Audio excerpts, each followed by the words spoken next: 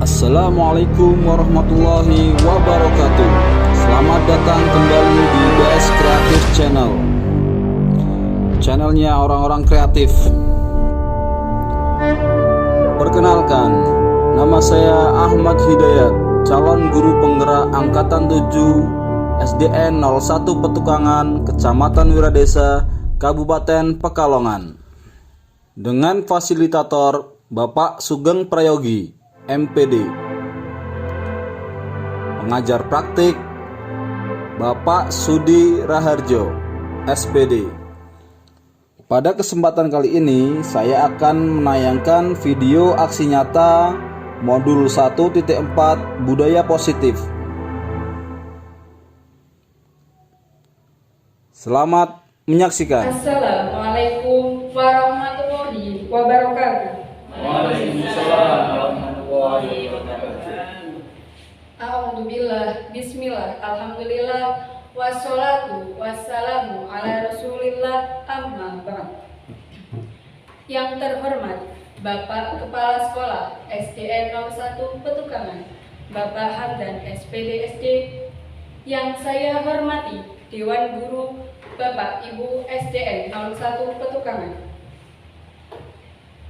Pertama-tama, marilah kita memanjatkan puji syukur kehadirat Allah Subhanahu wa Ta'ala yang telah melimpahkan rahmat, taufik, hidayah serta inayahnya kepada kita semua, sehingga pada siang hari ini kita bisa berkumpul bermuajahah dalam acara pengimbasan modul 4.1 berbagi pengalaman dan pemahaman penerapan budaya positif di lingkungan kelas dan sekolah. Sholawat serta salam senantiasa kita haturkan kepada baginda Nabi Agung Muhammad SAW. Semoga kelak kita semua bisa mendapatkan syafaatnya di yaumil akhir. Amin ya rabbal alamin. Di sini saya sebagai pembawa acara akan membacakan susunan acara pada siang hari ini. Acara yang pertama, pembukaan. Acara yang kedua, sambutan. Acara yang ketiga, acara inti. Dan acara yang keempat, yakni penutup. Baik, langsung saja untuk memasuki acara yang pertama, marilah kita buka acara pada siang hari ini dengan bacaan basmalah. Bismillahirrahmanirrahim. Semoga dengan bacaan basmalah tadi, acara pada siang hari ini bisa berjalan dengan lancar. Memasuki acara yang kedua, yakni sambutan, yang pada kesempatan kali ini akan disampaikan oleh Bapak Hamdan SPD SD selaku Kepala Sekolah SDN 01 Petukangan. Kepada beliau dipersilakan.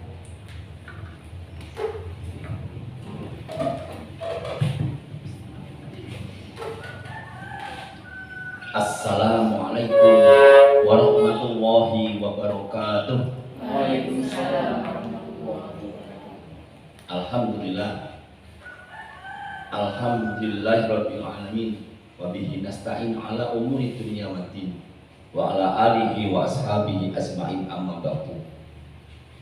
Yang kami hormati segenap Dewan Guru SD Negeri 01 Petukangan dan khususnya calon guru penggerak kita Bapak Ahmad Hidayat Sarjana Pendidikan yang pada kesempatan siang hari ini akan melakukan satu diseminasi, yaitu berbagi pemahaman dan pengalaman penerapan budaya positif di lingkungan kelas dan sekolah di SD Negeri 01 Petukangan.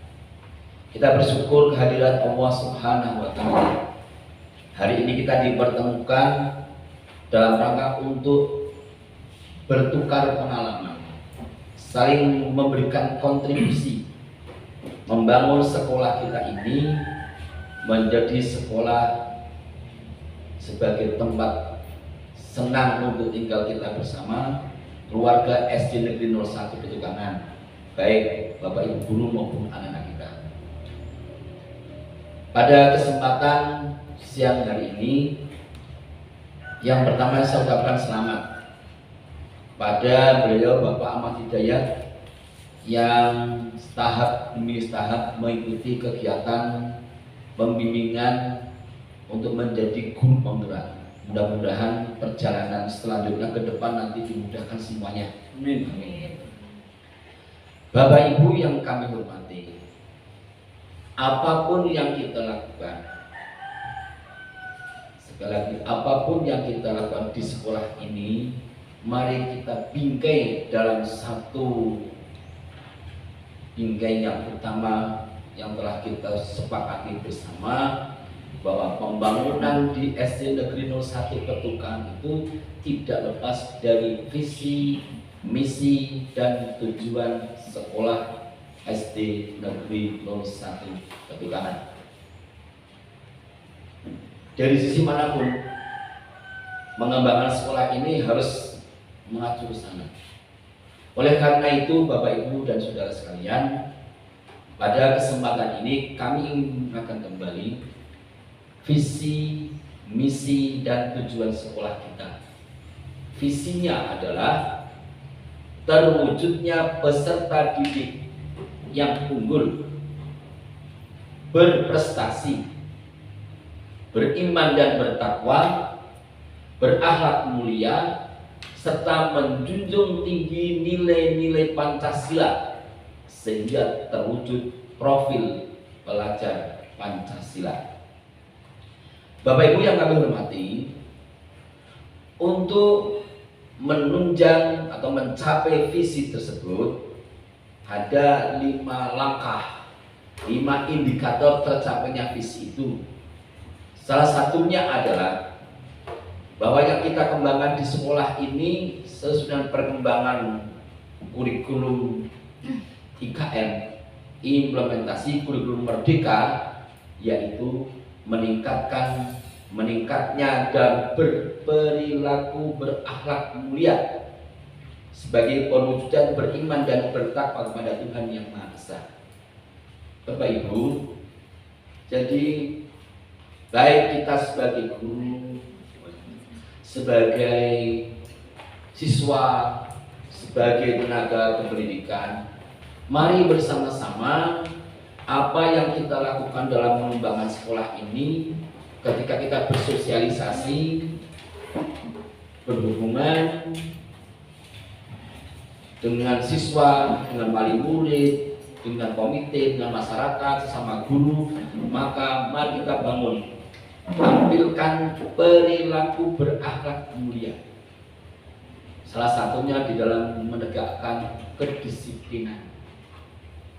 Sehingga dengan menegakkan kedisiplinan dalam bingkai akhlak mulia, tidak ada yang merasa dirugikan. Selanjutnya Bapak dan Ibu, pada kesempatan saat ini ingin kami sampaikan, insya Allah di sekolah kita itu nanti kita akan mengembalikan satu budaya kita, bahwa kita sebagai keluarga SD Negeri 01 membangun sebuah Bapak Ibu guru maupun anak-anak unggah pada kesempatan siang hari ini saling hormat menghormati. Yang pertama salah satunya adalah dengan beliau mengembalikan kepada kita sekalian untuk mengembangkan bahasa ibu, yaitu insya Allah ada salah satu hari nanti kita akan menggunakan komunikasi dengan bahasa Jawa. Baik kita guru, tenaga pendidikan maupun anak-anak nanti tahap demi tahap, insya Allah dengan menggunakan seperti itu tingkat kedisiplinan, tingkat ketatakramaan itu akan meningkat. Bapak Ibu, memang budaya positif ini harus kita tegakkan.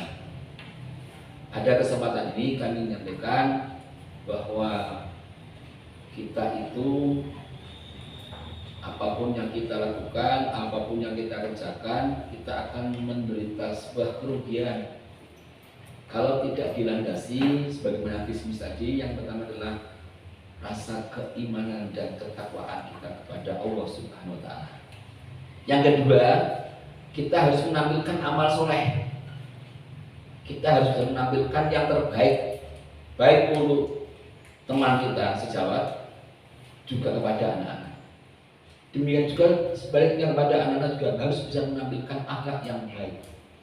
Amilus sholihat, amal soleh. Kemudian yang terakhir, bahwa kita akan saling menasehati di dalam kaitannya dengan masalah kedisiplinan, kesabaran, ketakwaan, sehingga insya Allah praktek-praktek dalam rangka penegakan di budaya positif untuk kedisiplinan itu akan kita tegakkan, cuma dengan cara-cara yang bil hikmah wal mau'izatil hasanah, dengan cara yang baik dan kita saling memberikan contoh yang terbaik.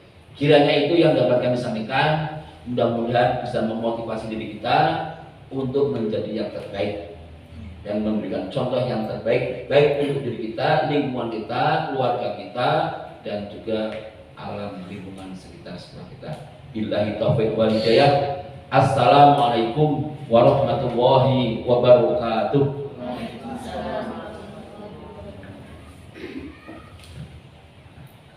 Disampaikan terima kasih. Memasuki acara yang kedua, yakni acara inti.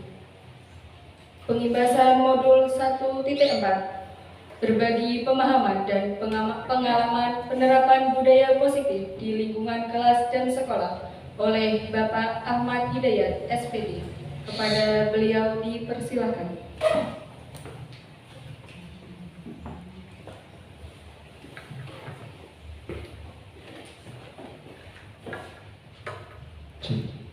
Bismillahirrahmanirrahim.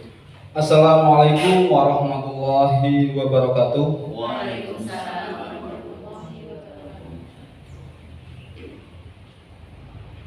Bapak Hamdan, SPD, SD, selaku Kepala Sekolah SDN 01 Betuangan yang saya hormati, Bapak Ibu Guru, Bapak Ibu hebat SD Betuangan, SD 01 Betuangan yang saya banggakan dan yang saya cintai. Pertama-tama marilah kita senantiasa memanjatkan puja dan bersyukur kita kepada Allah Subhanahu wa taala. Alhamdulillah pada siang hari ini di suasana yang sejuk, tidak panas, tidak juga dingin, tapi sepoi-sepoi, kita semua di sini bisa berkumpul dalam acara aksi nyata modul 1.4 tanpa halangan suatu apapun. Salawat serta salam malah kita haturkan kepada junjungan kita Nabi Muhammad SAW, kepada keluarga beliau, kepada sahabat-sahabat beliau, dan kepada seluruh umat beliau yang senantiasa berpegang teguh memegang sunnah dan ajaran-ajaran beliau. Semoga kita semua kelak mendapat syafaatnya. Amin. Bapak Ibu Guru SDN 01 Betuangan yang saya hormati, yang saya banggakan dan yang saya cintai. Pertama saya mohon izin terutama kepada Pak Hamdan dan kepada teman-teman sekalian, Bapak Ibu Guru, untuk saya sedikit berbagi pemahaman dan pengalaman penerapan budaya positif di lingkungan kelas dan sekolah. Materi ini beberapa pekan yang lalu saya dapat dari program pendidikan guru penggerak angkatan 7. Semoga apa yang saya dapat dan nanti yang insya Allah akan saya coba berbagi itu bisa bermanfaat dan tercatat sebagai ilmu yang bermanfaat. Amin. Terima kasih. Di slide kedua ini terpampang foto guru penggerak angkatan 7 SD Negeri 01 Petukangan Kabupaten Kalong. Atas nama Ahmad Hidayat SPD, yaitu saya sendiri yang di sini. Pada guru penggerak angkatan 7 ini saya difasilitatori oleh Bapak Sugeng Prayogi SPD MPD dan juga didampingi oleh pengajar praktik Pak Sudirharjo. Sebelum saya memasuki materi yang nanti akan saya sampaikan sedikit, saya di sini ingin mengungkapkan beberapa perasaan atau beberapa pengalaman yang saya dapati sebelum dan sesudah mengikuti proses pendidikan guru penggerak. Alhamdulillah, saya di SD 01 Petukangan mendapatkan kepala sekolah berarti 3 sampai saat ini 3. Yang pertama Pak Casono, yang kedua Pak Agus, dan yang ketiga Pak Hamdan. Dan alhamdulillah pada saat masa jabatan Pak Hamdan di kepala sekolah di SD 01 Petukangan ini ada seleksi guru penggerak. Di sini saya mau mengucapkan banyak terima kasih kepada Pak Hamdan yang senantiasa mensupport dari awal sampai detik ini. Dari awal saya mau mendaftar juga beliau yang mengoprak-oprak, kalau bahasa daerah sini, mengoprak-oprak, dorong untuk saya daftar dan semua guru di SD 01 mendaftar. Mungkin kalau kepala sekolah saya yang ketiga itu bukan Pak Hamdan, bisa jadi saya nggak berada di sini. Maksudnya nggak berada di sini sebagai calon guru penggerak. Terbukti SD lain yang bukan bukan SD 01 Petukangan itu jarang yang mendaftar guru penggerak. Entah itu nggak didorong kepala sekolahnya atau mungkin nggak tahu ya alasannya apa. Tapi saya bersyukur sekali. Mungkin kalau Pak Hamdan tidak mendorong, bisa saja saya nggak ikut mendaftar. Padahal ketika saya mengikuti pendidikan guru penggerak itu banyak sekali manfaat yang saya dapat. Ilmu jelas, manfaat tambah sedulur juga saya dapat. Bahkan manfaat mendapatkan istilahnya uang transport. Ini kadang yang nggak kepikir kok pendidikannya gratis kok malah dapat uang transport. Nah itu sedikit pengalaman dari saya, dan semoga apa pengalaman yang saya dapati dari yang belum terus proses pendidikan ini bisa memotivasi Bapak Ibu guru sekalian yang mungkin belum mendaftar atau mungkin kemarin pas daftar belum seret atau belum klik teman. Ternyata dong pas ngaruh guru penggerak banyak sekali manfaatnya. Lanjut guys. Nah, selamat datang Bapak Ibu guru SD 01 Petukangan. Ya ini ya. Mari bersama berkolaborasi saling mendukung demi mewujudkan disiplin positif sekolah kita tercinta. Seperti yang sudah Pak Hamdan sampaikan pada sambutan beliau, dengan berkolaborasi, dengan saling mendukung, insya Allah kita akan bisa mewujudkan visi misi SD 01 Petukangan yang kita cintai ini, dan juga membudayakan budaya positif. Lanjut guys. Tujuan. Nah, saya berada di sini. Saya tujuannya untuk melakukan kegiatan diseminasi yang saya harapkan dapat berkontribusi untuk mendemonstrasikan pemahaman guru mengenai konsep budaya positif, menerapkan strategi disiplin positif yang memerdekakan murid untuk menciptakan ekosistem sekolah aman berpihak pada anak, menyusun langkah-langkah dan strategi aksi nyata yang efektif dalam mewujudkan kolaborasi dengan seluruh pemangku kepentingan sekolah agar tercipta budaya positif yang dapat mengembangkan karakter murid, bersikap reflektif dan kritis terhadap budaya di sekolah dan senantiasa mengembangkannya sesuai kebutuhan sosial murid. Ini. Terus selanjutnya budaya positif. Latar belakang. Suasana positif sangat mendukung dalam menciptakan pembelajaran yang kondusif. Jelas. Karena dengan suasana yang positif, murid dan guru akan menemukan suatu kondisi pembelajaran yang menyenangkan, sehingga proses pembelajaran dapat berjalan tanpa adanya suatu beban. Tapi suatu kebutuhan suasana positif juga akan membantu menggerakkan moral yang positif bagi murid, sehingga karakter murid tidak hanya terbentuk dari akademik atau intelektual, tapi juga dari lingkungan yang ada. Budaya positif yaitu nilai-nilai keyakinan-keyakinan dan kebiasaan-kebiasaan di sekolah yang berpihak pada murid, agar murid dapat berkembang menjadi pribadi yang kritis, penuh hormat dan tanggung jawab. Lanjut. Disiplin positif. Nah ini ya, tadi di judul juga sudah terpampang disiplin positif. Apa sih disiplin positif? Disiplin positif berasal dari bahasa Latin, yakni disiplina, yang artinya belajar.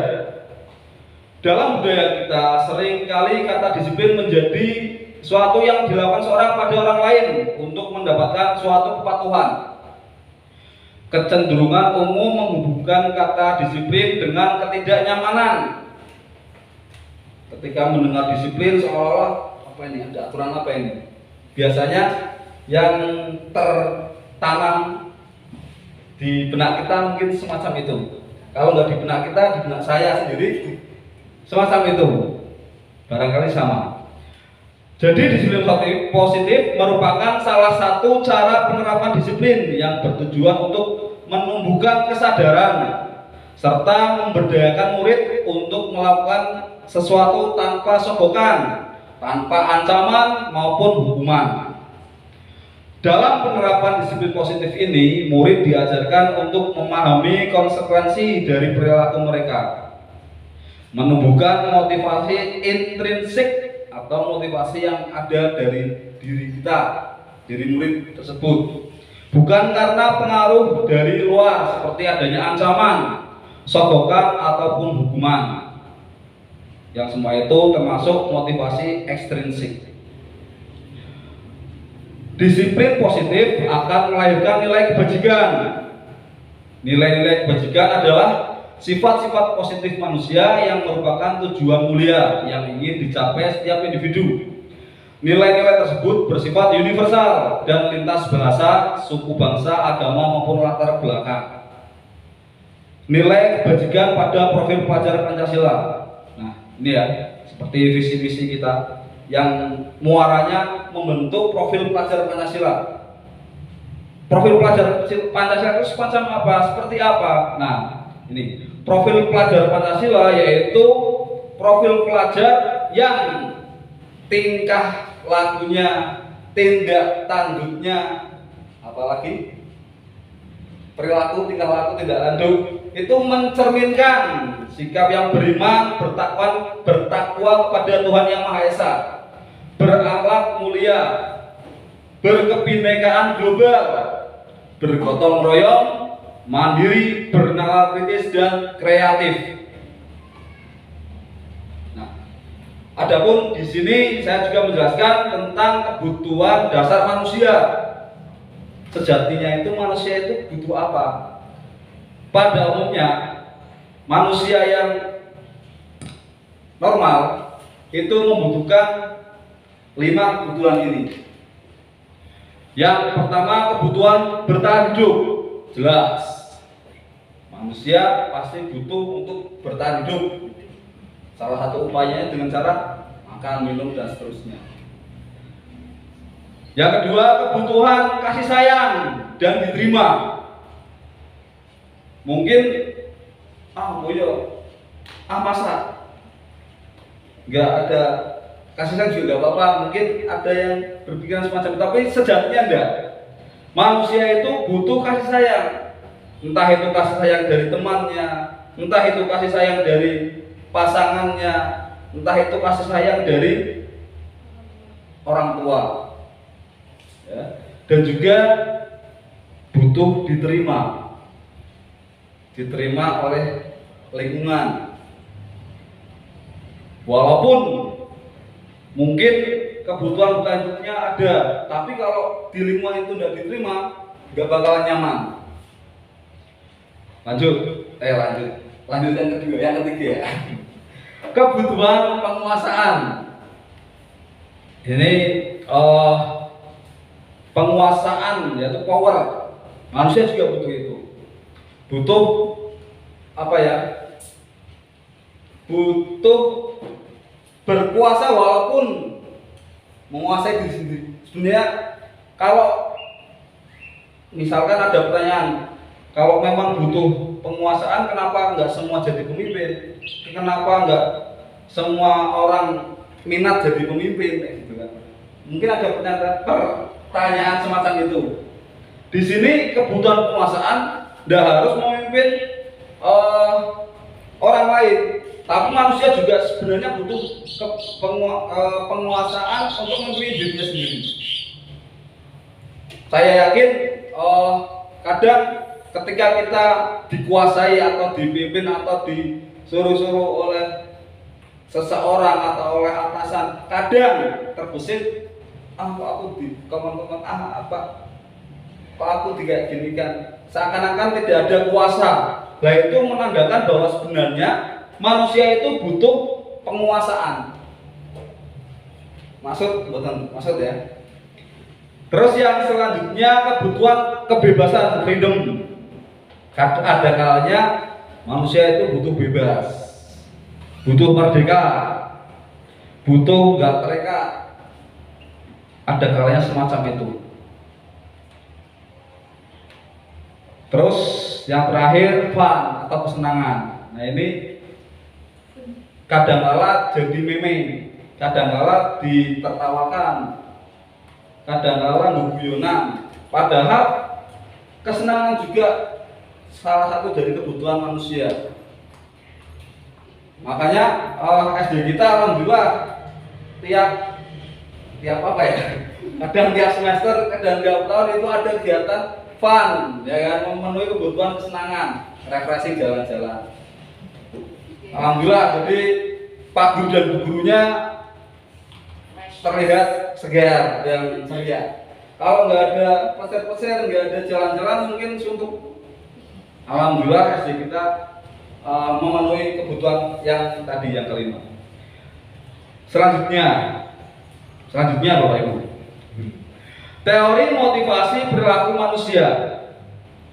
Nah, teori motivasi perilaku manusia itu dibedakan menjadi 3. Yang pertama, motivasi eksternal,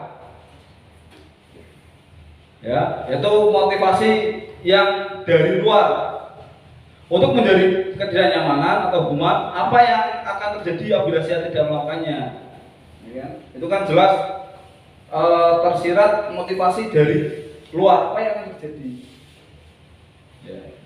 Terus motivasi eksternal yang kedua, untuk mendapatkan imbalan dari orang lain atau institusi, apa yang akan saya dapatkan apabila melakukannya, ya. Itu juga mengisyaratkan, nah aku koyong ini oleh apa? Motivasinya dari luar. Kebanyakan semacam itu. Nah, maka dari itu pada materi ini dijelaskan tentang disiplin positif atau tujuan disiplin positif, yaitu motivasinya dari dalam atau internal, untuk menghargai diri sendiri. Saya akan menjadi orang yang seperti apa bila saya melakukannya dari diri sendiri.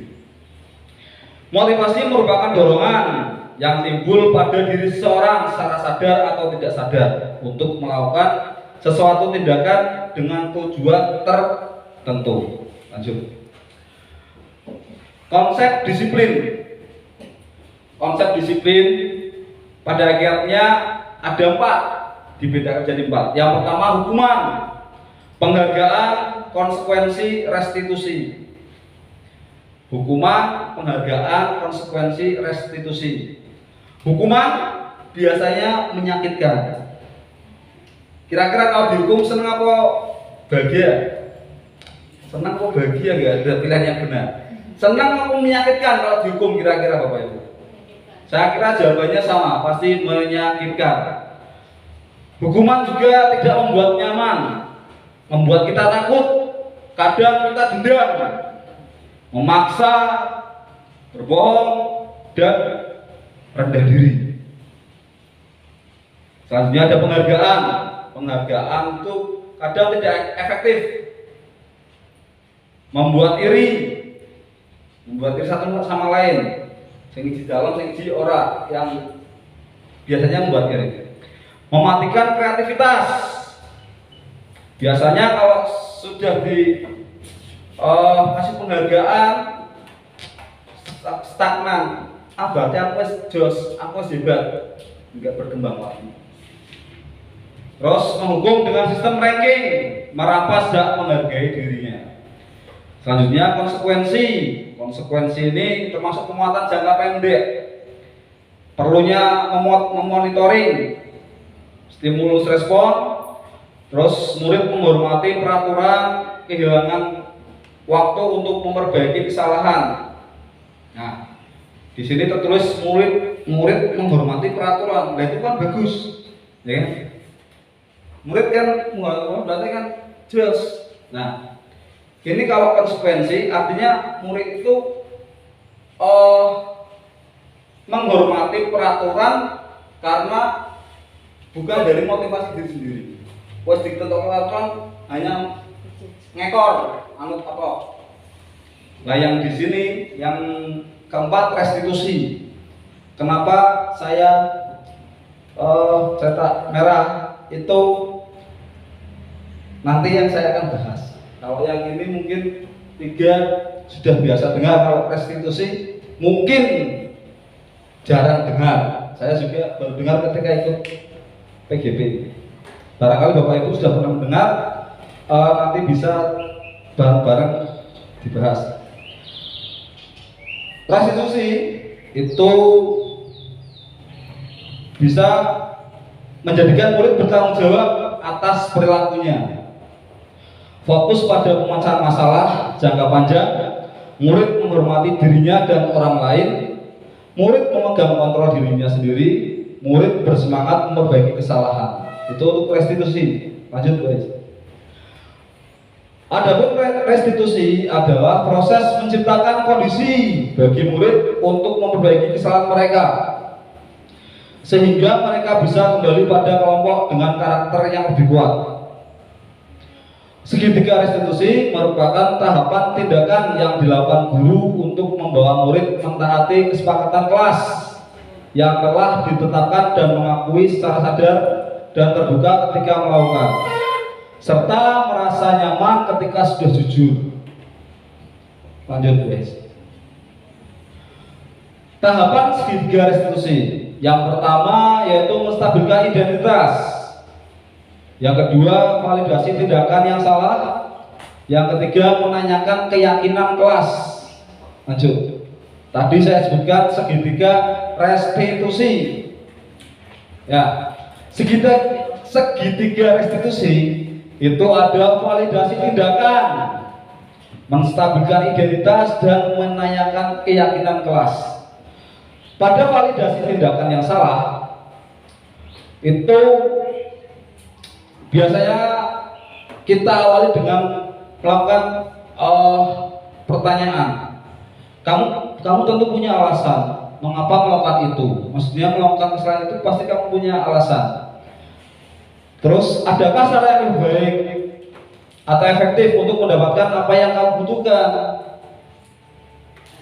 Itu. Ketika ada suatu masalah, itu kita tanyakan alasannya apa. Terus apa orang cara bahasa Jawa, apa orang cara liyo? Kalau memang itu kebutuhanmu, apa tidak ada cara lain yang lebih bagus? Itu yang pertama, validasi tindakan. Terus menstabilkan identitas. Nah, menstabilkan identitas yang dulunya mungkin salah dan benar, salah dan netral lah katakanlah, itu biar stabil, biar sak frekuensi. Kalau bahasa anak muda ini satu frekuensi, biar klik. Kalau bahasa ABG biar klik. Yang tadinya kayak gini supaya stabil. Seakan-akan kita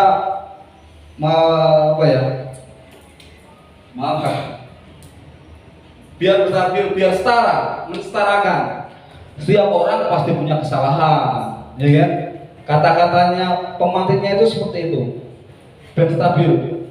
Intinya kalau anak ditanya semacam itu, kalau orang ditanya semacam itu, semua orang ketika misalkan ada murid A berbuat salah, katakanlah mencotek atau main bola di dalam ruang kelas atau tidak mengerjakan PR, ya kan?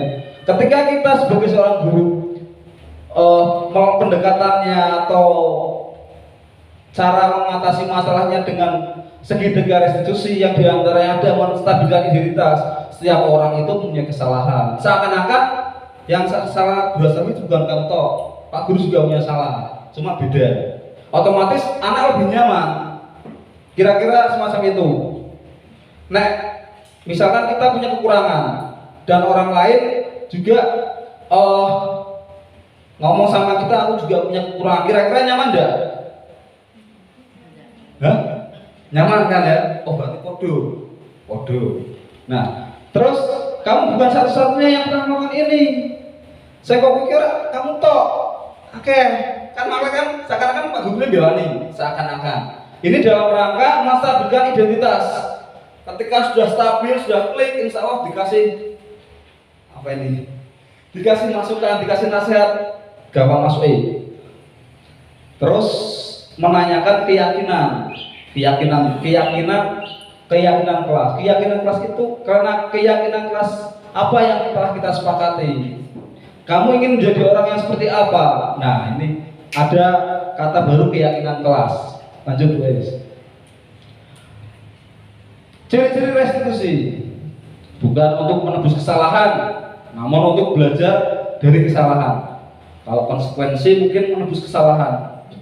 Saya datang terlambat jam olahraga, orang lalu pemanasan. Konsekuensinya apa? Hari di lapangan. Menebus kesalahan. Karena saya nggak pemanasan, saya di lapangan. Konsekuensi. Memperbaiki kalau konsekuensi seperti itu. Tapi kalau restitusi bukan untuk menebus kesalahan, tapi belajar dari kesalahan. Yang kedua, memperbaiki hubungan. Tawaran bukan paksaan. Solusi yang akan dilaksanakan itu ditawarkan. Kira-kira bagaimana solusinya? Mau solusi seperti apa? Maksudnya kamu dan aku melakukan kesalahan ini, kira-kira kamu ada solusi atau mencari masalah apa? Anaknya digali untuk berpikir. Jadi perbaikannya itu dari dirinya sendiri. Nanti Pak Guru atau Bu Guru yang meluruskan. Restitusi menuntun untuk melihat ke dalam diri. Restitusi mencari kebutuhan dasar yang mendasari tindakan. Kebutuhan dasar tadi sudah kita baca, ada 5. Dan itu restitusi mencari kebutuhan dasar. Kebutuhan dasarnya itu apa? Kenapa kok melakukan itu? Kenapa kok ketika diajar matematika keluar, kenapa? Mungkin butuh freedom, butuh merdeka bebas. Kita cari kebutuhan dasarnya apa? Yang mendasari tindakan tersebut. Restitusi diri adalah cara yang paling baik. Restitusi fokus pada karakter, bukan tindakan. Restitusi fokus pada solusi. Restitusi mengembalikan murid yang berbuat salah pada kelompoknya.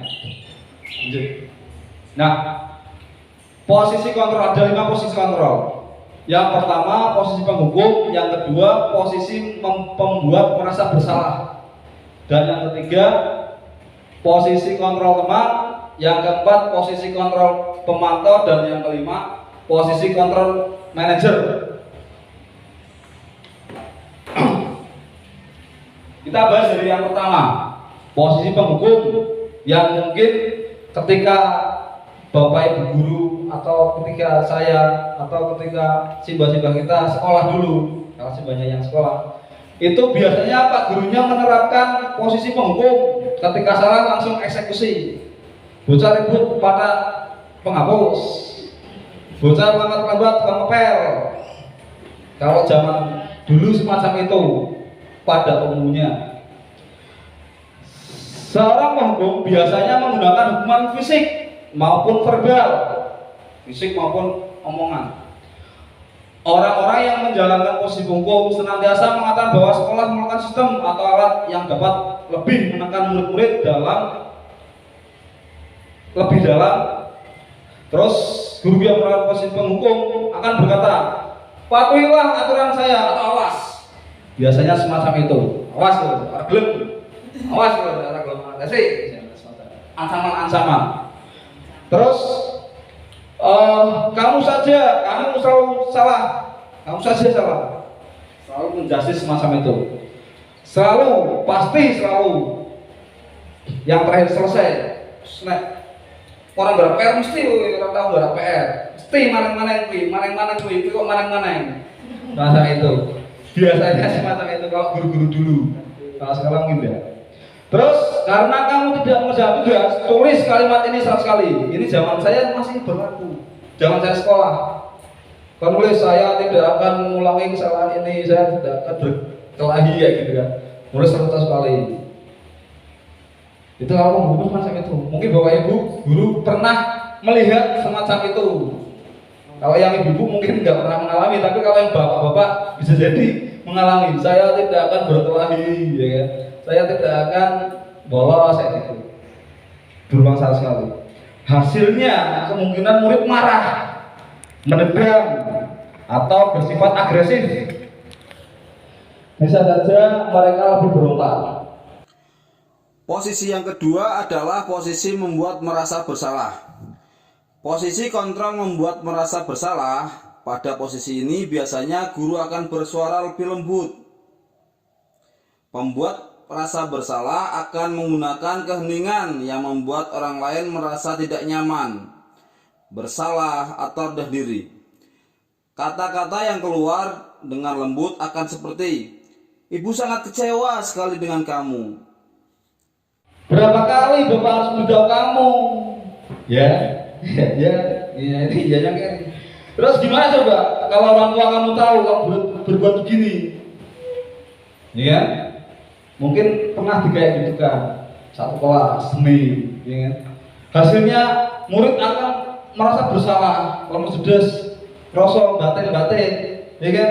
Tidak bersemangat. Aduh, aku salah, akhirnya menggerak guru, ya kan? Padahal, ketika suatu kondisi yang memprihatinkan, yang lemes judes, yang lesu itu tidak mengeluarkan energi positif, ya kan? Lemes judes diulang ya tambah ngantuk, ya kan? Juga merasa bersalah. Setelah itu dikasih jangan orang ibu, ya, gitu. Terus murid akan merasa menjadi orang yang gagal. Aku sudah gagal. Aku sudah mengecewakan Pak Guru. Aku sudah merasa mengecewakan Bapak. Aku sudah mengecewakan Pak Lurah, Pak Care, Pak Camat, misalkan. Dibuat merasa besar semuanya itu. Bukan menambah anak itu kreatif, tapi dedek kelokro. Itu. Kadang-kadang kita seperti ini lebih berbahaya. Ketika anak itu tidak bisa bangkit dengan keprihatinannya, dengan kelemahannya, dengan merasa bersalahnya, bisa jadi malah halusinasi, memikir hal-hal yang tidak baik, ngomong sendiri, ketika bareng-bareng malah dia, ketika sendiri malah ngomong. Itu bisa semacam itu, dan itu sudah terbukti, maksudnya sudah ada yang kejadian semacam itu. Ketika anak itu udah merasa bersalah, jering, tidak pede ketemu orang. Maksud ya, kira-kira ya, ngerasa salah nemen, ketika ketemu orang, aduh aku salah nemen, ya kan? Aku wong ora bener, aku salah. Pak gurunya kan biasanya kan ketika membuat masa bersalah kan digali terus mek bocahke mek rasa salah nemen. Ketika bocah itu pasti tambah semangat gaya baper lagi. Padahal itu bisa berbahaya. Ketika anak-anak benar baper, tidak semangat, bisa malah efek jangka panjangnya berbahaya. Lanjut. Yang ketiga posisi teman. Oh gue friend. Nah, ini kelihatannya keren, kelihatannya bagus. Oh gue friend, Pak Guru sama karo koncone iki karo murid kaya koncone iki. Ini yang kita bahas pada posisi kontrol 3. Guru pada posisi ini tidak akan menyakiti murid, namun akan tetap berupaya mengontrol melalui persuasi. Posisi teman pada guru bisa negatif ataupun positif. Positif di sini berupa hubungan yang baik terjalin antara guru dan murid. Guru di posisi teman menggunakan hubungan baik dan humor untuk mempengaruhi seseorang. Mereka akan berkata, ayo bantulah begini Pak ya. Ayo ingat tidak bantuan Bapak selama ini. Ingat tidak bantuan Bapak selama ini. Biar tak tolong. Ingat ya. Seakan-akan bro, seakan-akan teman. Ya sudah kali ini tidak apa-apa, nanti ibu yang bantu bereskan. Hasilnya murid akan merasa senang dan akrab dengan guru. Kalau gurunya akrab, ini termasuk dampak yang positif.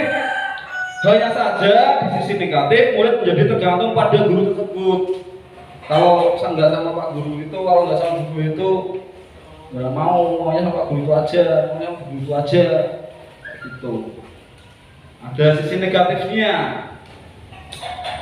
Terus bila ada masalah, dia merasa bisa mengandalkan guru tersebut untuk membantunya. Akibat lain dari posisi teman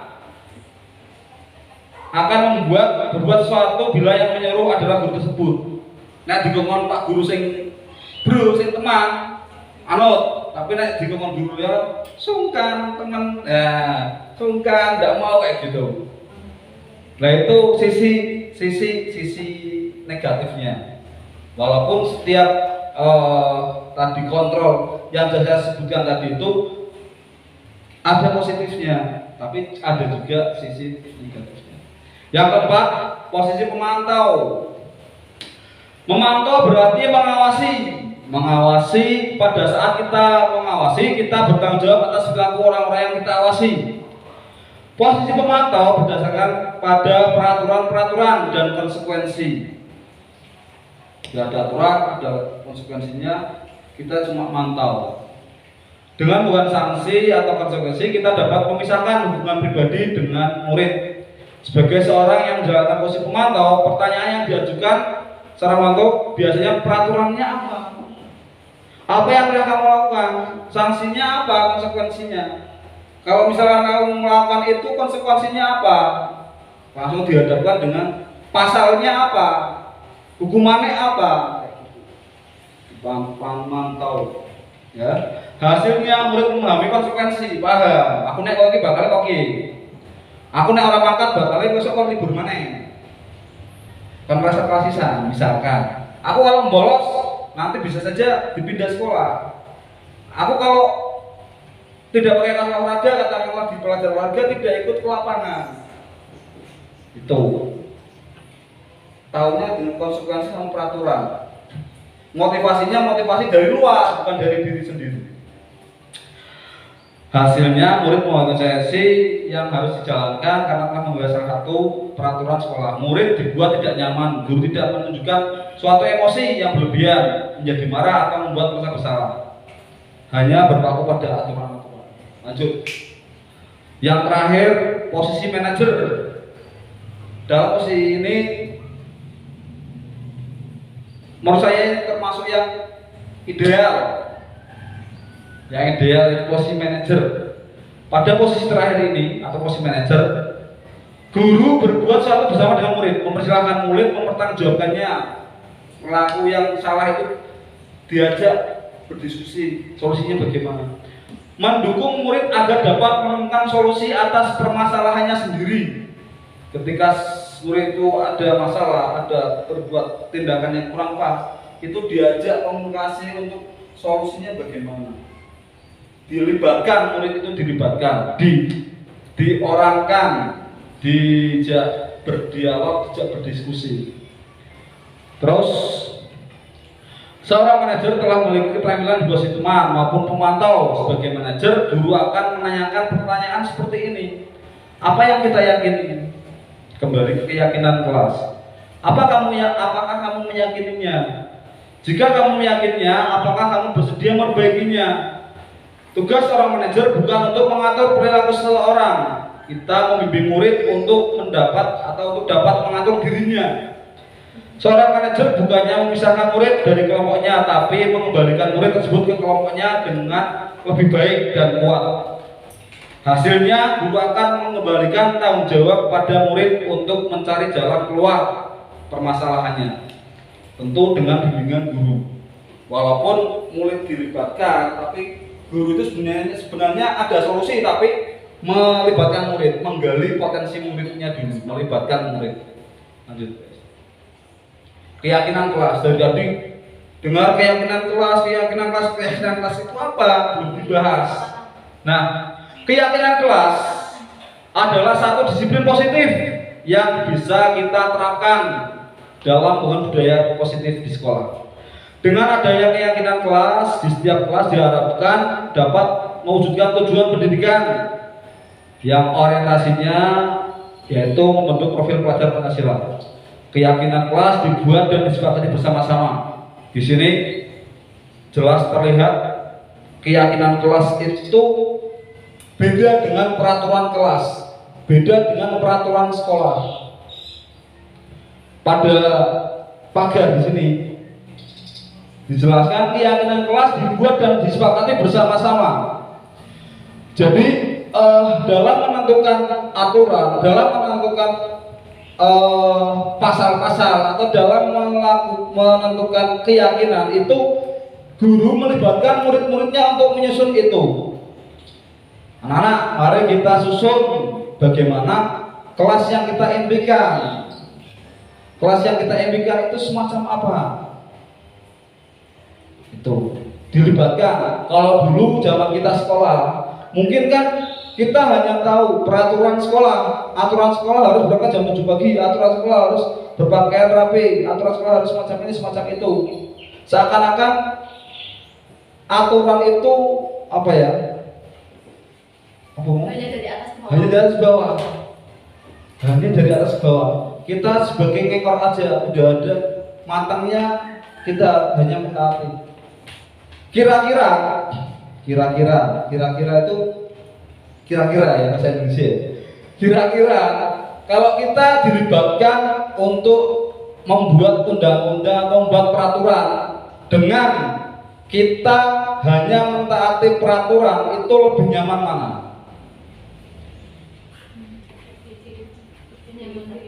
Lebih nyaman dilibatkan atau lebih nyaman yo penak usul aturannya Pak kita ikut aja daripada kita repot-repot, atau bagaimana? Buaya berpendapat lebih nyaman ketika kita dilibatkan. Mungkin semacam itu. Saya juga berpikiran semacam itu. Ketika kita dilibatkan, otomatis kita akan merasa mempunyai. Otomatis kita akan, karena kita sudah sepakat, kita sudah meyakini bahwa ini benar, ya kita harus perjuangkan. Kenapa dinamakan keyakinan? Kalau dalam agama kita iman, iman ya, iman, keyakinan. Kenapa kok dulu Bilal digencet pakai batu panas-panas naik pada pasir, kok masih tetap bertauhid? Karena Pak yakin bahwa tauhid itu yang benar. Digencet, disiksa, karena dia yakin, dia mempertaruhkan walaupun itu nyawa sebagai taruhannya. Di sini kita menumbuhkan bahwa kesepakatan atau keyakinan kelas yang kita buat itu benar. Maka anak-anak itu diharapkan ketika sudah meyakini bahwa keyakinan yang dibuat itu benar, itu anak secara sadar, walaupun tidak ada gurunya, walaupun tidak diancam, walaupun tidak dihukum, tapi secara sadar mentaati keyakinan-keyakinan yang sudah disepakati, yang sudah diyakini. Kalau dengan peraturan, barangkali ketika ada pak gurunya, ketika ada kepala sekolahnya, ketika ada orang yang melihat, itu pura-pura tapi ketika tidak ada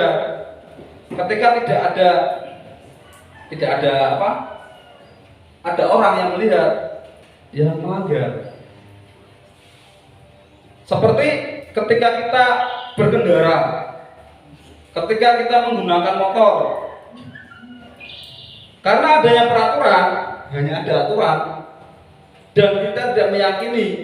Kita yakin bahwa ketika dari rumah sampai SD, yang rumahnya dekat, orang sampai aku helm, ya kayak gini.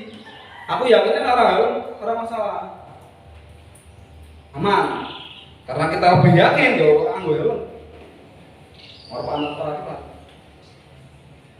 Tapi kalau kita yakin, udah, ini aturan dari pemerintah.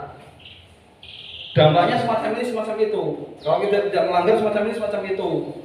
Kita membuat meyakini kalau itu suatu keyakinan yang benar, insya Allah, walaupun tidak ada polisi, walaupun tidak ada kamera yang menyorot, kita tetap berkendara dengan helm. Mungkin kayak gitu. Ini terobosan di kurikulum keyakinan kelas. Kata-kata baru yang mungkin tujuannya mungkin semacam itu, biar kita yakin, anak-anak yakin, kita yakin ini benar, ya otomatis bisa didukung dan dipertanggungjawabkan. Warahmatullahi wabarakatuh. Waalaikumsalam warahmatullahi wabarakatuh. Kelas 6 ketemu lagi dengan saya, Pak Guru Ahmad Hidayat. Aku ganteng di sini, ya. Pak Guru senang sekali hari ini bisa bertemu dengan murid-murid Pak Guru yang ganteng dan cantik, dan alhamdulillah sehat semua. Ya. Nah, Pak Guru sudah menuliskan di sini kelas impian, paham tidak ini? Kira-kira? Paham? Masya Allah, sudah paham. Nah, betul sekali. Hari ini kita akan mencoba merumuskan kelas impian atau kelas harapan kita. Kalian itu ingin kelas seperti apa? Kelas 6 ini mau dijadikan kelas seperti apa? Nanti kita gali bersama. Ya.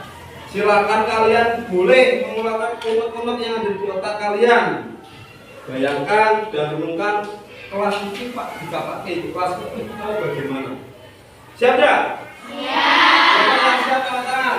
Ya, bagus.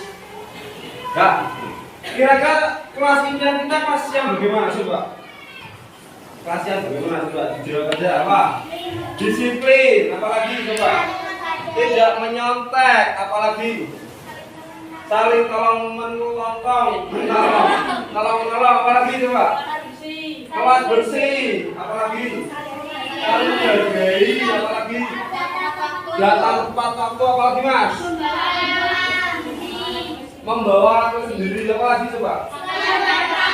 Berpakaian rapi, pintar, bagus sekali. Nah, itu semua kelas yang kita harapkan yang mudah-mudahan bisa menjadikan kita lebih semangat untuk belajar. Pak Guru juga semangat untuk mengajar, ya. Nah, dari beberapa yang sudah kalian sebutkan, silakan nanti kalian ditulis di sini. Nanti kita bagikan kertas. Ini kertas origami yang sudah dipotong-potong. Yang biasanya kita lipat-lipat ini buat tulis, ya. Kalau tulis nanti maju satu-satu tempel di papan tulis. Ini sudah saya siapkan double tip, tempel di sini, tempel. Dan nanti hasil dari semua unek-unek kalian itu akan menjadi kesepakatan kelas kita. Kita wajib untuk menghargai dan mendukung apa yang sudah ditulis, ya. Karena ini ibu dari kalian. Kalau dulu mungkin kita pakai tata tertib yang buat Pak Guru, tata tertib sekolah sebagai Pak Guru, ya kan? Kalian mungkin terpaksa, tata tertib kok angel, susah. Pak Guru namanya menghukum dan itu. Nah, sekarang kalian tak suruh atau tak mintai tolong, kita berkolaborasi untuk membuat keyakinan kelas atau kelas impian kita. Jadi seyogianya kita, karena kita yang membuat, ya kita dukung dan kita memanfaatkan keyakinan kelas kita.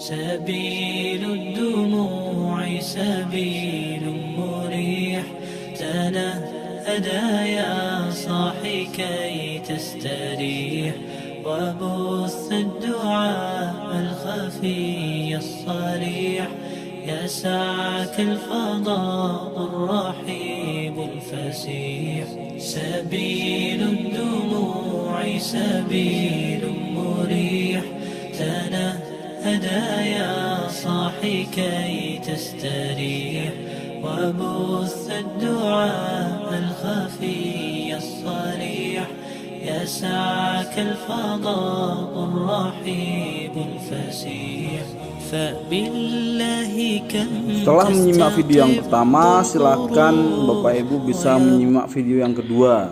Nah, di sini saya akan coba menampilkan video praktek sedia restitusi yang telah saya buat. Skenario-nya pada kasus yang pertama, yaitu dalam ujian akhir semester, karena ini kelas 5 belum menggunakan buku merdeka. Ya. Rifki mencoba mencontek hasil jawaban milik Syafiq. Sekarang skenario yang kedua, karena ini ada 2 kasus. Rifki melihat Rifki mencontek, Adam segera membuli Rifki, ngoyoi, sehingga membuat Rifki marah. Monggo disimak videonya sambil santai.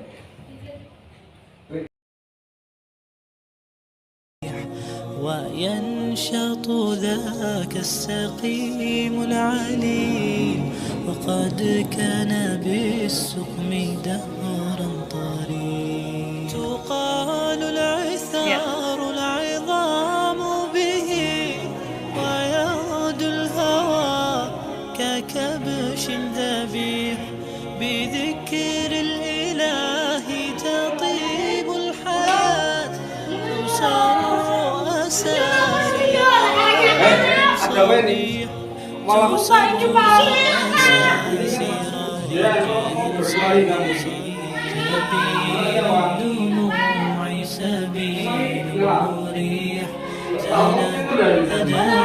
Kamu lihat tapi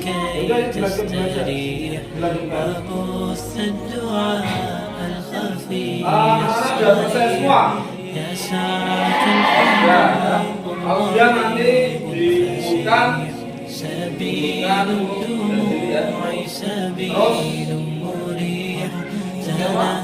ada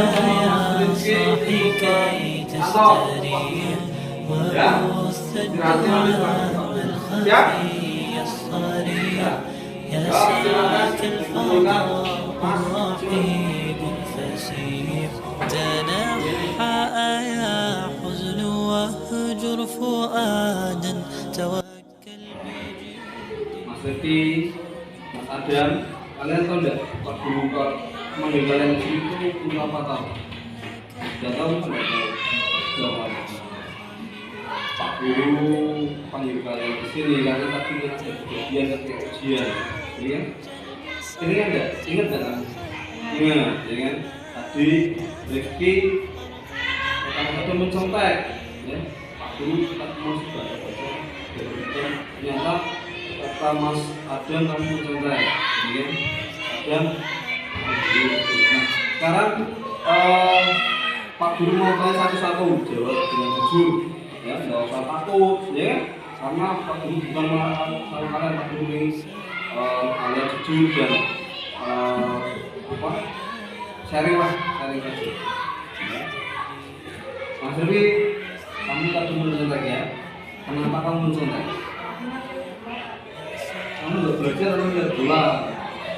Seneng Mas ya. Aku tahu kamu kan main bola, kamu sering ikut organ ikut bola, kamu suka bola, aku juga suka bola. Dan mungkin momen seperti ini Piala Dunia semua yang tadinya tidak suka dengan bola pun ikut nonton. Apalagi tadi malam antara Maroko sama Prancis. Pasti kamu bolanya Mbappe mungkin ya, atau siapa? Mbappe ya. Aku juga suka Prancis. Tapi karena kamu pelajar, harusnya tetap belajar dulu. Atau kan bisa lihat siaran ulang di YouTube, ya. Itu bolehlah kalian memenuhi keinginan kalian, tapi juga bisa kalian harus bisa memanage untuk membagi waktu karena proses kalian juga pelajar. Pelajar aku kudu belajar, pelajar itu harus belajar. Tapi aku juga punya keinginan ya bola nanti bisa dilihat bola secara ulangnya tidak masalah. Karena sekarang sudah canggih ada itu bisa lihat secara ulang. Kira-kira untuk memperbaiki kesalahan kamu mau berbuat seperti apa nih? Oh, kalau ujian biasa bagus karena Pak Guru melihat kamu itu potensi, maksudnya Pak dalam olahraga itu berpotensi, secara akademik juga berpotensi kalau kamu mau belajar. Aku juga kaget, kok Rifki biasanya nggak nyontek, kok tadi nyontek, ya kan? Kamu kan jarang nyontek kan? Tapi tadi nyontek, berarti kamu nyontek karena semalamnya nggak belajar. Terus Adam, kenapa kok kamu bully Mas Rifki? Kenapa? Nyontek, ya. Mas Rifki nyontek kan berarti ada kesalahan, ya kan? Kamu tujuannya mungkin mau memperbaiki kesalahan Rifki, biar Rifki orang nyontek, ya kan? Nah, tapi caranya kurang tepat, ya. Tujuanmu bagus, tujuanmu mau memberitahu Rifki jangan nyontek kayak gitu kan. Tapi langkahnya kurang tepat, apalagi tadi ramai masih ada teman-teman. Ya. Kalau kamu memperbaiki temanmu, memperbaiki kesalahan teman kalian, tapi ketika ramai itu sama artinya menelanjangi. Kontrolnya kita buat kesalahan Rifki, ya, malas kurang, malas, ya. Kamu sendiri kalau misalkan ada kesalahan dipermalukan di depan kelas, izin enggak? Izin. Kira-kira langkah yang kamu akan lakukan apa untuk memperbaiki mungkin kesalahan yang tadi? Tidak akan mengulang lagi kalau Rifki inilah atau teman kalian ya, teman kalian ada yang nyotel, ada yang membuat kesalahan, ya, dikasih tahu ketika mungkin sudah selesai, misalkan, tapi kamu jangan nyotel itu lebih baik kita bisa dulu. Tapi ketika berdua, ya, orang pas nunggu kelas waktu itu maksudnya, ya, melaske kayak di mesin ke, ya. Tuh, kalau kita memperbaiki kesalahan orang lain pun harus ada caranya. Untuk Rifki nggak emosi tadi ya, untuk ketahuan Pak Guru, kamu kan belajar, ya, apalagi ini atlet, ya biasa latihan fisik, kamu dia jantung dipukul Rifki langsung tengah-tengah, ya. Nah itu kita memperbaiki kesalahan orang, tapi harus juga punya cara yang tepat. Di antaranya apa? Memperbaiki secara mata, ya, dengan cara yang baik. Bahkan Nabi Musa ketika diutus untuk menasihati Raja Firaun kan Allah mengatakan bicaralah dengan cara yang baik. Mungkin dia bisa bertobat. Ya, intinya semacam itu. Raja Firaun sing jahat dan lebih Nabi Musa suruh menjawabnya dengan cara yang baik. Arogan orang diperangi kan. Terus ada langkah Mas Rifki apa kira-kira? Minta maaf silahkan juga minta maaf. Nah, ini damai ya. Jangan setelah ini langsung kalian di rumah atau di sekolah ketika istirahat berbaik. Karena kesepakatan kelas yang kita buat kan kita harus menyayangi, saling menghormati, ya. Yaitu harus kita dukung biar cita-cita kelas kita terpenuhi atau terwujud. Oke? Siap? Awas dulu. Ya, terima kasih. Boleh istirahat. Silakan jajan. Bawa uang jajan. Bawa silakan dulu. Terima kasih ya. Semangat belajar terus. Terima kasih Bapak Ibu. Tadi sudah berkenan untuk melihat video saya, video praktek segitiga sesi.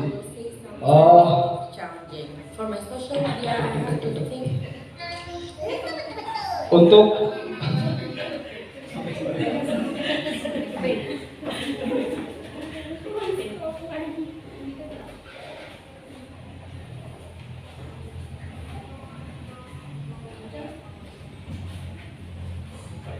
coba juga. Udah. Untuk kegiatan selanjutnya tadi sudah dari awal saya paparkan sedikit pengalaman atau pemahaman saya tentang disiplin positif. Barangkali ada masukan, umpan balik atau pertanyaan yang mengisi hati saya dari Bapak Ibu, silahkan diungkapkan daripada dibawa sampai rumah nanti malah nggak bisa tidur. Monggo, Bu Riko.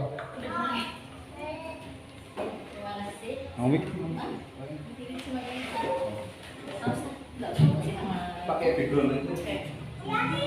Baik. Ini kan.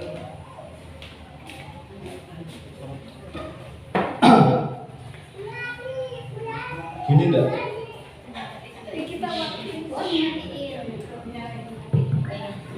Bismillahirrahmanirrahim. Terima kasih.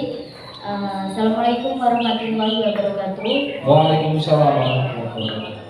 Terima kasih Bapak Ahmad Hidayat, sangat-sangat menginspirasi bagi saya yang sudah mendaftar beberapa kali untuk guru penggerak tapi belum diberi kelolosan.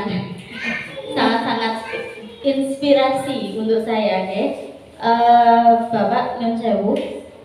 Dari tadi yang sudah dijabarkan ada 5 kebutuhan, Betul. saya kok tertarik dengan kebutuhan freedom, bebas ya.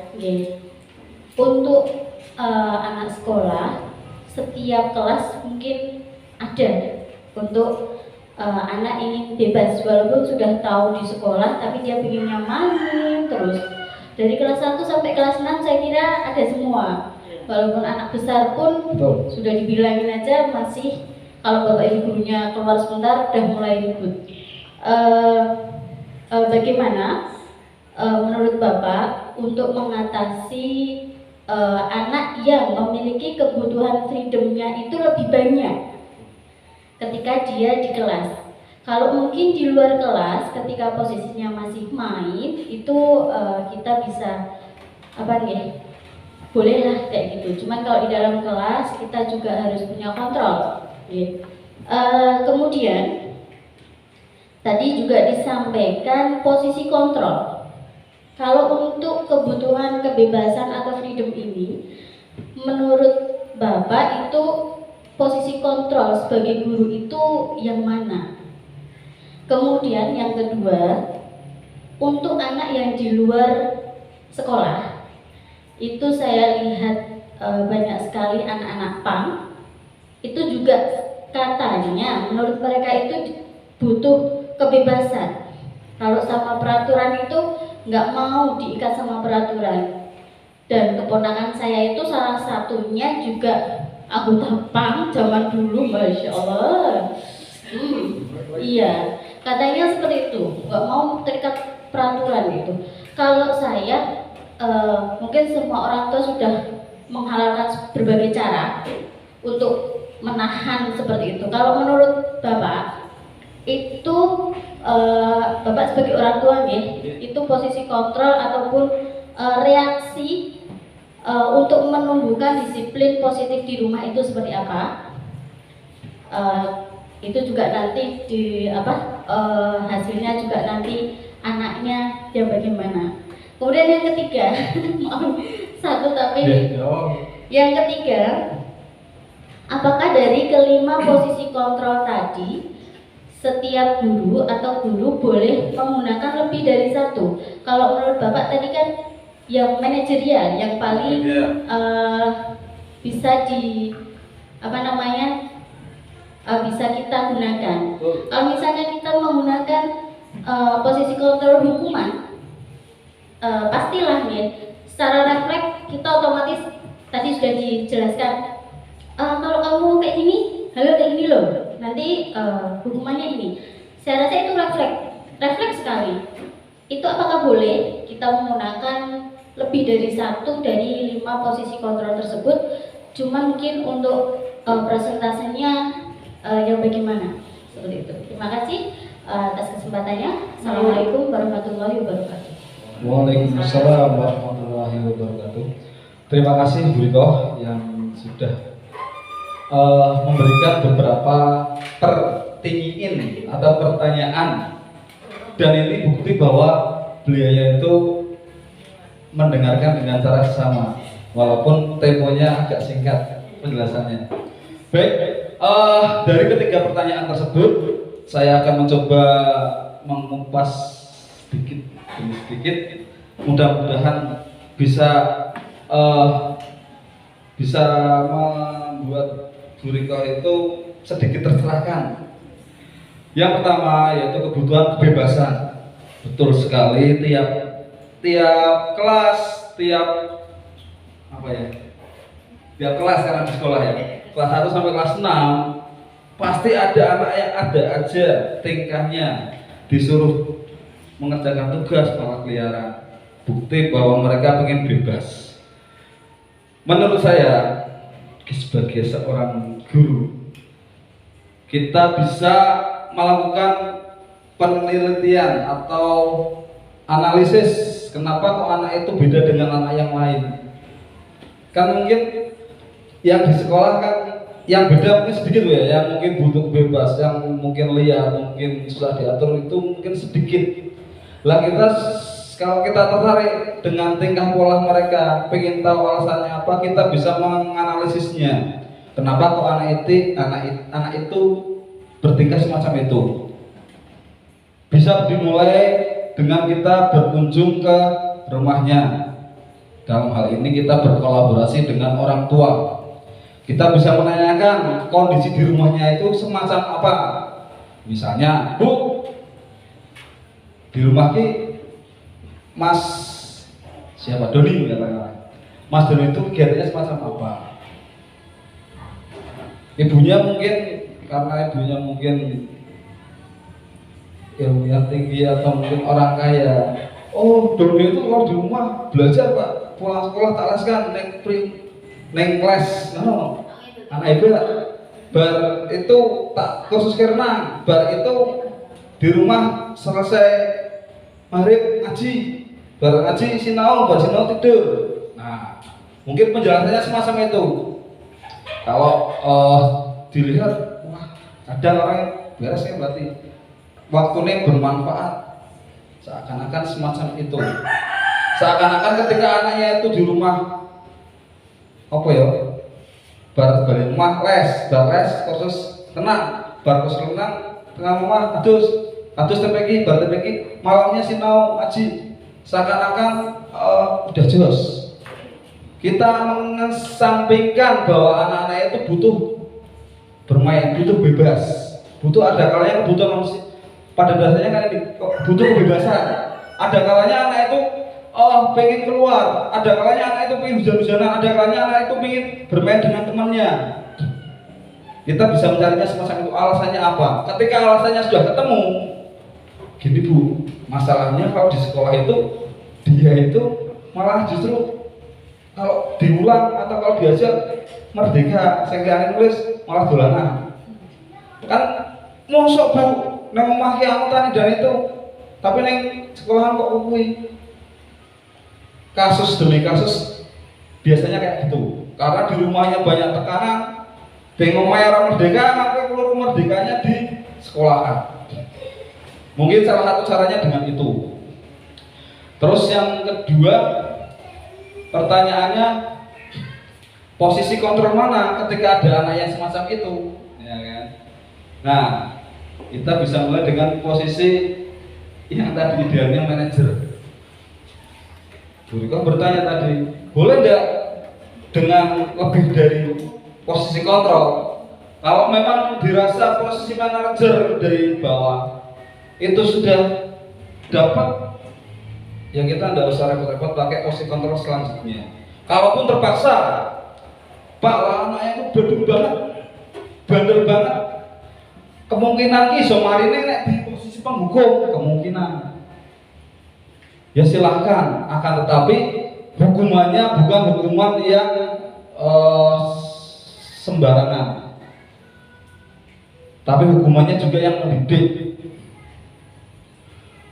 Misalkan ya, kalau kamu terus begini, kalau kamu masih tetap bandel, uang jajan kamu tak serahkan sebulan sekali, berarti setiap bulan boleh kasih uang jajan, ya kan? Itu juga hukuman bagi anaknya, tapi juga mendidiknya dilatih untuk menabung. Misalkan kamu dibuat merasa bersalah, katakanlah sebelum penumpuk merasa bersalah, kalau memang diperlukan dibuat, tapi kita juga punya kendali. Lihat posisi anaknya, ketika anak dibuat merasa bersalah makin terpuruk, mendingan kita tidak usah pakai itu. Kita sabar dengan posisi manajer atau pemantau, kita pantau itu. Mungkin itu jawaban yang kedua. Dan yang ketiga, ini menarik sekali. Saya pertama ngajar di sini menjumpai anak-anak yang bangga ketika disebut dirinya itu anak pangsit atau panggalan. Bukan pangsit atau panggalan, tapi anak pang yang ciri-cirinya mungkin mohak, badan mohak, kepala ditindik. Awal-awal saya di sini semacam itu, banyak bangga, bonek, balik sekolah bonek, petukangan, bojong desa, petukangan, semacam itu. Bahkan saya ini karena belum tahu cara-cara resep-resepnya ini, kamu itu latihan jadi wong edan gitu kan. Kenapa saya ngomong semacam itu? Wong edan ngalor ngidul ada tujuannya, pengen ngalor, itu. Lah kamu nang bojong kok apa? Lah ora apa bonek be. Baru kira Rasul apa? Lah apa bedane karo wong edan? Semacam itu. Tak kasih banding-banding. Ya. Dan di sini pang di sini itu disalahartikan seakan-akan bebas yang nggak ada batasnya. Padahal kalau dibaca dan dipelajari sejarah pang, karena saya termasuk yang tertarik untuk belajar hal itu dulunya itu mereka itu kebutuhan kebebasan freedomnya itu terkurangi karena tekanan-tekanan pemimpin yang radikal. Jadi mereka berontak tidak mentaati peraturan pemimpin yang radikal itu dengan cara melakukan hal-hal positif yang mereka anggap benar dengan karya seni. Ada yang lewat seni musik, ada yang lewat seni teater, ada yang seni grafis, ada yang gambar, ada yang ukir, semacam itu. Sebenarnya, tapi karena pangnya bebas, nganggone kudune suwek-suwekan, nganggone kudune tambal-tambalan, kudune aduse seminggu bisa. Itu karena apa? Dari sana ke sininya jauh, lewati dari sini jauh, jadi sampai sininya itu rak nyambung. Lah ketika pang yang di sini yang mengetahui sejarah pang seperti apa, yang di sini juga banyak melakukan hal positif. Walaupun kalau dilihat casingnya ya semacam itu karena mereka bebas melakukan ekspresi, bebas digambar-gambar, bebas ditindik-tindik. Secara fisiknya semuanya, tapi ada juga program-program mereka yang positif. Bahkan saya juga tertarik ketika melihat kurikulum Merdeka. Terus saya buka-buka Merdeka Ada kata-kata alam raya sekolahku, kan merdeka juga ya, merdeka bebas. Dan ternyata kata-kata tersebut dibuat oleh komunitas PAN, alam raya sekolahku, sekolah alam, sekolah merdeka, guru merdeka, anak merdeka.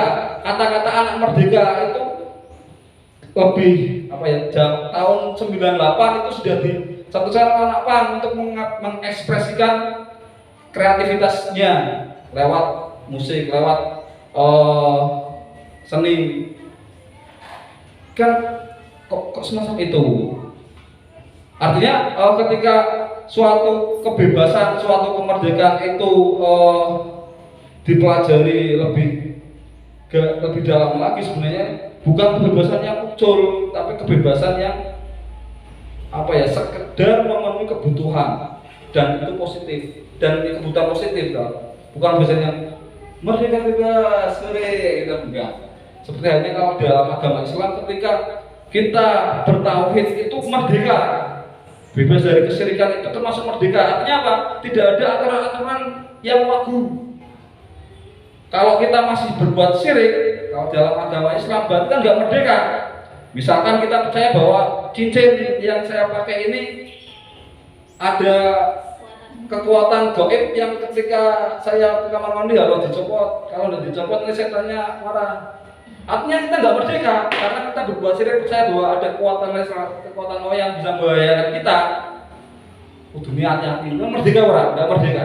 Tapi ketika kita bertauhid, berarti kita sudah merdeka, ya kan? Akan tetapi tauhid kan kita tidak merdeka yang muncul, kan enggak, ada batasan-batasannya. Semacam itu. Terus itu, dan posisi kontrol yang tepat untuk menangani anak-anak semacam itu mungkin bisa dari 3 sampai 5 ini. Kalau pembuat perasaan bersalah jelas nggak bisa ini. Maksudnya anak-anak Badung, anak PAN yang sudah keluar ucul, Pak digawe perasaan bersalah di ngomong sak ngomluke wis tinggal ngomong. Semacam itu, orang Empang dihukum rawan. Dihukum itu bisa saja mereka berontak, bisa saja malah orang yang benar tambah ucul. Karena dihukum itu menyakitkan. Nah, kita fokusnya yang ini kalau menangani anak-anak yang mungkin semacam itu. Kita seakan-akan bro.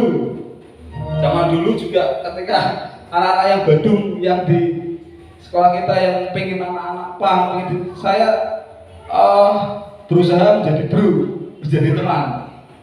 Ya, tidak dongeng. Mereka dongeng PAN, kita bisa dongeng PAN juga. Digawe frekuensi. Pak dongeng PAN model apa tak layani apa guru misalnya. Pak Pri sekarang senang buat beres sih, oke, ya kan? Tapi kan setelah kita satu frekuensi, baru kita masukin nasihat-nasihat. Sebenarnya PAN itu semacam ini, sebenarnya seperti Pak tindian ini mau apa? Misalkan kayak gitu. Buktinya apa itu anak PAN yang itu, misalkan ada contoh tindian ada paket atau ada kan? Itu yang benar itu sebenarnya. Dikasih contoh sing PAN sing apik. Kalau kita langsung menghukum, kalau refleksnya memang semacam itu. Kenapa refleks? Karena dari dulu kita semacam itu.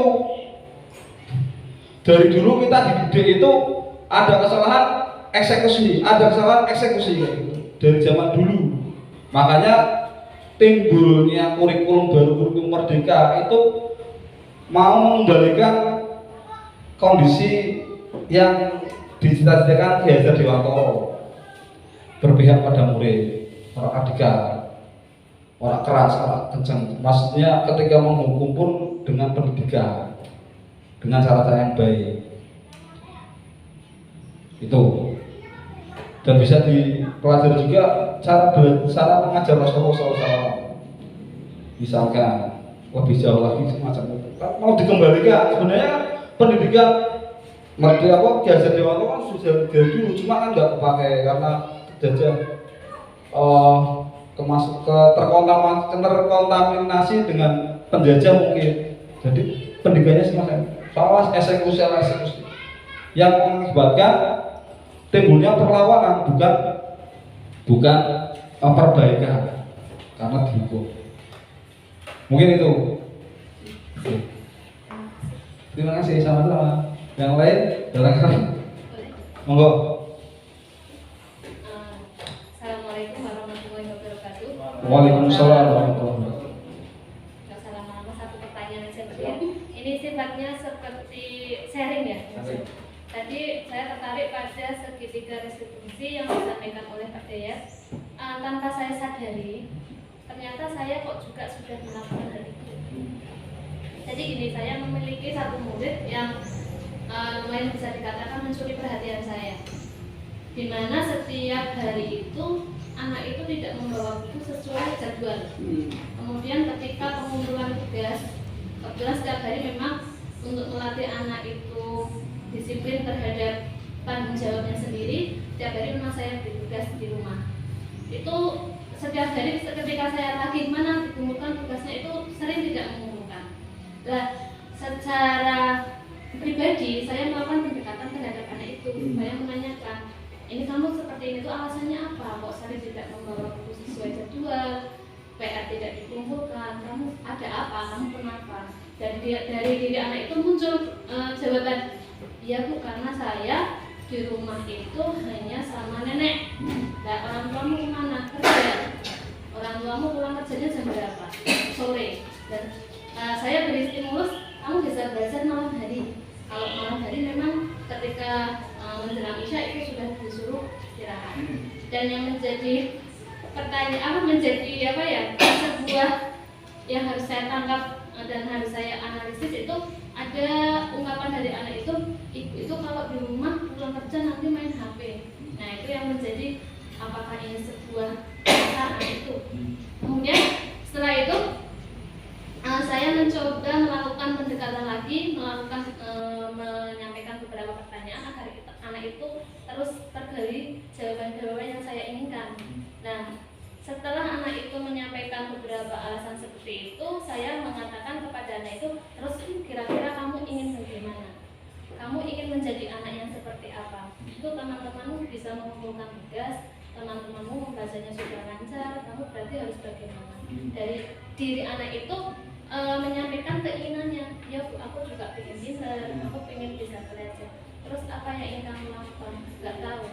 Nah, yang menjadi pertanyaan saya berencana ini untuk memanggil orang tua yang bersangkutan, mungkin ya semacam sharing dan berkolaborasi. Nah, yang saya ingin tanyakan, langkah seperti apa baiknya? Apakah saya memanggil secara individu atau secara klasikal seluruh orang tua masyarakat? Terima kasih sebelumnya.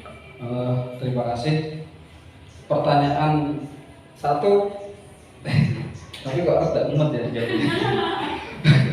Pak, terima kasih guys.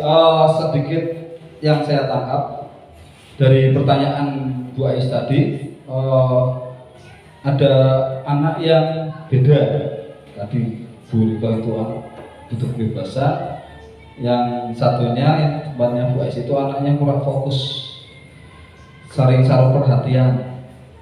Dan setelah usut punya usut, ternyata dari cerita yang Bu Ais sampaikan, di rumahnya memang kurang perhatian. Kan ibunya pas kerja pulang main HP, terus tidur, ya kan? Otomatis kan disapa pun enggak kelihatannya, ya kan? Disapa pun enggak, butuh perhatian. Ketika di sekolah pengen diperhatikan bu gurunya. Nah, apa yang tadi direncanakan Bu Ais, bisa memanggil orang tua atau bisa dipanggil klasikal atau secara perorangan, menurut hemat saya itu Bu Ais bisa berkunjung ke rumah si mas tadi, si anak tadi yang mungkin bermasalah. Bisa dijawab dulu ibunya lagunya kapan atau sempatnya kapan. Bu Ais pengen sedikit sharing-sharing, mungkin awalnya semacam itu. Artinya dari tindakan yang mungkin Bu Ais menyambangi rumahnya itu dapat satu nilai positif. Ada apa ini Bu Ais ke rumah saya? kok Bu Ais perhatian banget sama misalkan pengen berkunjung ke tempat saya karena kalau kita termasuk di pedesaan itu ada guru yang datang ke rumah murid itu gurunya senang, wali muridnya senang biasanya. Ada apa? Apalagi ketika guru dan tujuan guru ke rumah si murid tersebut bertujuan untuk berkolaborasi mencari solusi yang terbaik, itu pasti bisa dipastikan orang tua akan menyambut baik. Nah, di sini Bu Ais bisa melakukan segitiga restitusi dengan orang tuanya. Kalau tadi saya yang contoh video itu segitiga restitusi diterapkan kepada orang murid, Bu Ais bisa melakukan segitiga restitusi kepada orang tuanya, menerapkan segitiga restitusi tersebut. Yang pertama mungkin mengasih tindakan, terus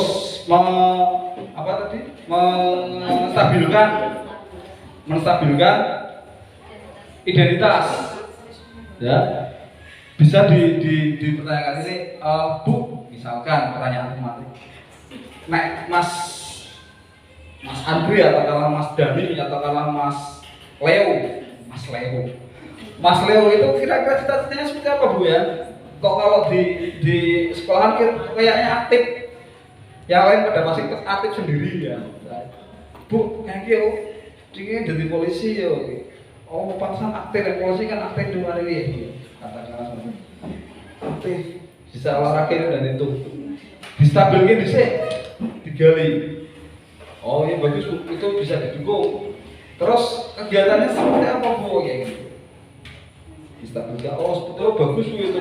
Berarti termasuknya Mas Leo itu anak yang baik ya, Bu, di rumah. Iya, pasti kalau orang tua dijak ngobrol kemungkinan besar kebanyakan itu apa ya? Iya, malah curhat. Bisa jadi kalau pesannya disampaikan nanti kita bisa masuk dari situ. Masuk seakan-akan kita menjadi orang tuanya. Distabilkan keadaannya ini podo. Misalkan beliaunya itu ngalem-ngalem anaknya atau mengunggulkan anaknya, kita sikat aja terus diunggulkan ya, sekolah juga aktif kayak gini. Lalu ada cumanya, tapi ya silakan. Misalkan orang tuanya itu kesulitan dikandani anak Bu dan itu, masa Bu padahal di sekolah dikandani kok malah oke. Nah, dengan misalkan kalau saya biasanya kayak gini, nanti udah klik satu frekuensi. Nah, gini aja Bu, kalau misalkan memang jenengan cita-citanya podo ben iki sukses. Aku juga punya murid semacam ini ben podo baik bisa mensukseskan anak tersebut. Kita berkolaborasi aja Bu. Ada program-program semacam ini kayak gini. Ini dia aktif tapi kadang kalau misalkan PR jadwalnya mungkin salah-salah, sampai PR-nya ketinggalan dan itu. Oh iya Bu, ini kan kadang saya ini kamu sibuk-sibukin dan itu. Nah nanti si ibunya itu dikasih solusi apa? Dikasih gambaran-gambaran atau solusi-solusi. Kira-kira kalau misalkan jenengan bisa atur jadwal menemani anak dari bagaimana bisa berjalan. Insya Allah kalau kita yang udah menunjukkan bahwa kita itu prihatin, kita itu juga pengen anak itu bisa ada perubahan, orang tua pasti mendukung. Kalau nggak mendukung, yo kemungkinan kecil lah. Nggak mungkin dia wah saya nggak mau. Kan saya nggak bisa main HP, nggak mungkin. Iya Bu, karena kita panik juga, karena saya di sekolah kan cuma sampai jam 11 kelas 1. Atau sampai lama-lama sampai jam 12. Gak mungkin saya bisa kontrol anak satu persatu semuanya didekati secara langsung dari hati ke hati terus. Kan agar saya minta bantuan dengan selaku orang tua yang berkewajiban mendidik anaknya.